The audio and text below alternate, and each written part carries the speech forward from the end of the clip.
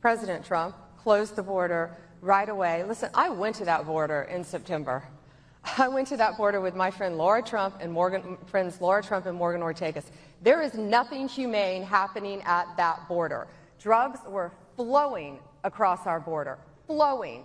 People were walking across our border. 18 to 35-year-old fighting age men. I saw firsthand passports, driver's license, photo IDs just dropped at the other side of the border. And without an ID, they could walk right in. A Chinese national carrying fentanyl could say, "Oh, I'm from Cuba." And they had to believe him if he didn't have ID and let him into our country. It was horrific. And it would take another half an hour or more to talk about the human trafficking, which is another obsession of mine, the sex trafficking, the unaccompanied children coming across the border. Because if you posed as a family unit, it's much easier to walk into our country.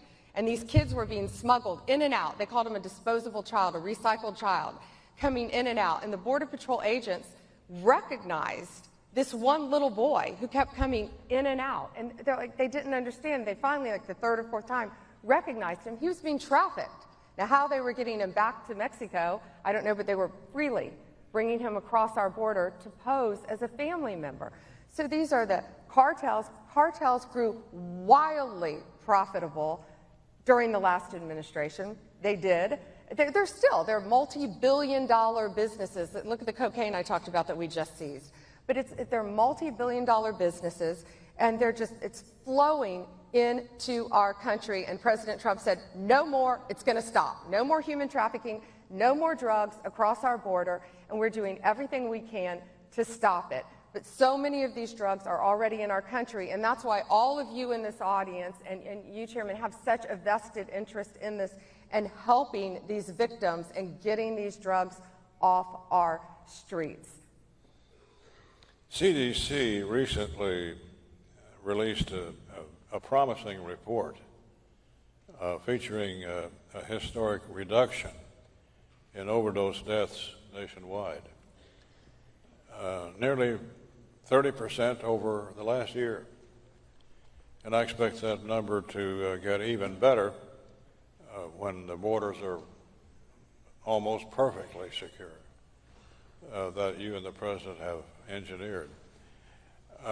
Please share with us your idea of the importance of having that secure border and what it might mean for the fight against fentanyl and others. Well, it's going to make it a lot tougher for these cartels to get into our country. Sinaloa, there are so many major cartels in our country. Just within the last few days, we arrested a Sinaloa cartel member in Greensboro, North Carolina. What else? 27 members of TDA who had come right across our border were arrested in Oregon, Florida, and New York. And all these, and when I talk about the gangs and the border, these are not people coming to America for a better life. TDA, MS-13, they are terrorist organizations. They are highly organized. Their structure is like a corporate structure. They have, in D.C. a couple weeks ago, we arrested one of the top members of MS-13 living half an hour outside of outside of D.C., in Virginia. They have infiltrated our country. It's organized crime at its worst. They're dealing drugs. They're dealing firearms. This guy had 5 firearms on him, living in a very nice residential neighborhood. And they have an incredible corporate structure. And the higher-ups in the organization, the leaders, insulate themselves. So we worked with Governor Youngkin in Virginia, and it's everyone working together. It's a task force that we all started partnering with states who want to work with us. And that's how we're securing our borders, by getting the people who are already here off of our streets, and that's stopping the drug flow throughout the country.